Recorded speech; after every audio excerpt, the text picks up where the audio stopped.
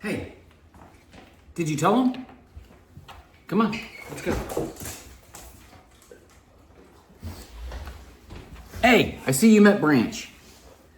He was going to tell you about this, but I guess I'm going to. All right. So today we're going to talk about something that's a little bit different.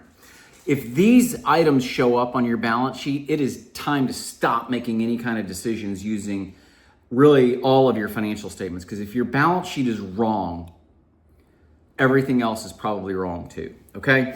So by the time we get to the end, hopefully we get to a point where you understand what bad balance sheets look like, and just these are accounts that can't be in these trying to use layman's terms here, not necessarily accounting speak for this, but the signs are reversed. Okay.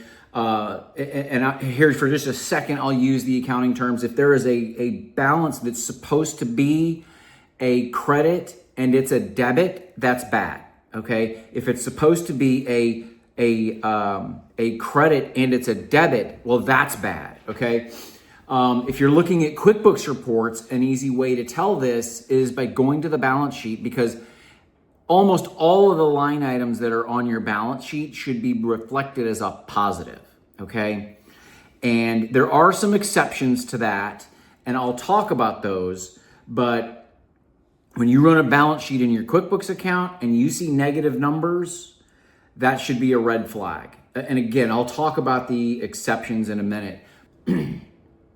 If you have a net asset number for either fixed assets or an intangible asset that is negative, that means we have a problem. And I'll give you an example of what that might look like. So here, you can't have a negative asset. That's just one example, right? If you have negative AR, okay? It's possible that it's right, but it's not probable, okay? And I'll give you the example of why you might have negative AR. And that would be that you actually owe for services, and it really should be a deferred revenue item or a customer deposit that's actually a liability, right? So those are a couple of examples on the asset side. Cash, that could be negative, but only if you're going to be overdrawn if you have a correct negative number in cash. And gosh, I hope that's not happening to you or anybody else. So anyway, let's now swing back over to the liability side. And anyway, before we go any farther, I did mention that we were going to talk about the negative numbers on your balance sheet in QuickBooks that should actually be negative. The first one is going to be accumulated depreciation or amortization. Okay, those are two numbers that it's okay for those to be negative, but what they can't do is net to a negative. Okay, as you can tell, this net number here, that 55,000 in our example, that's still positive, but we can't amortize or depreciate more than what we actually have. So if this becomes negative, you have a problem. The same thing another example, on the other side of the balance sheet is going to be an equity. This is one example that is okay for it to be negative, although again, it's a circumstance where I hope you're not there, is if this is negative. If you have negative equity, and that's not even a good example. We need to go, let's see, if our retained earnings is like that, and we have negative equity in the balance, we have what's called an equity deficit, that's bad. We don't want that. Now, this balance sheet, I want to point out, is completely wrong. It doesn't balance. It doesn't make any sense. You can see here that these two numbers, they do not add up.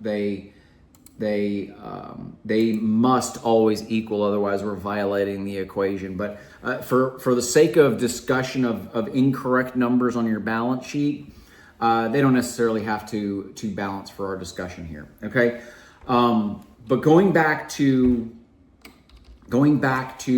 again, numbers that are negative when they shouldn't be.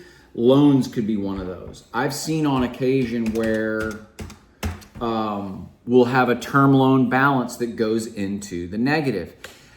I'm sure everybody here has a mortgage, right? Or you probably know, or at least you understand the concepts behind a mortgage, okay? So let's think about that for just a second. We all know that there's a portion that gets split with every single payment between interest and principal.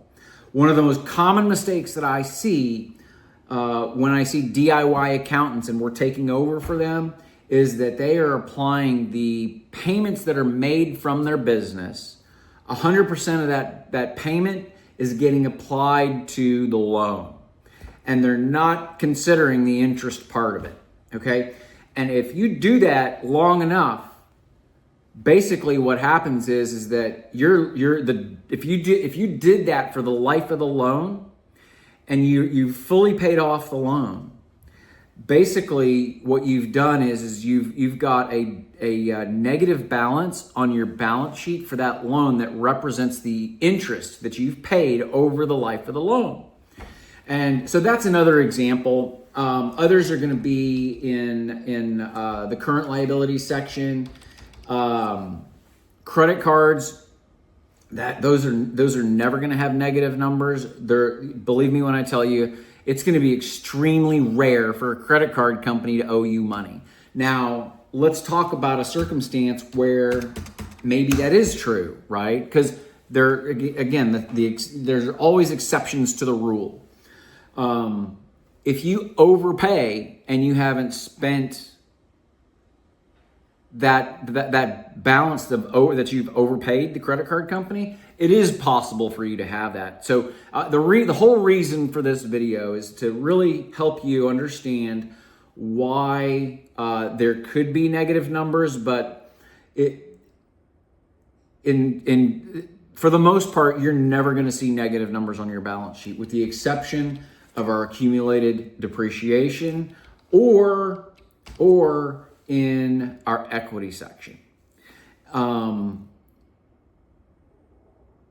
So those are going to be the two areas that you can see them on a regular basis. If you see them anywhere else, it's more than likely going to be wrong. Okay, so I hope you enjoyed the video. If you have any questions or comments about the topic, let me know. And if you have something that you want me to cover in a future video, also let me know. I will cover it at some point. And as always, please like our Facebook page. And we will talk to you in the next video, where we're going to really talk next about how lenders look at your financial statements, particularly your balance sheet, because obviously that's the topic of this series of the videos. But the next topic is how lenders look at your balance sheet. All right, talk to you guys later.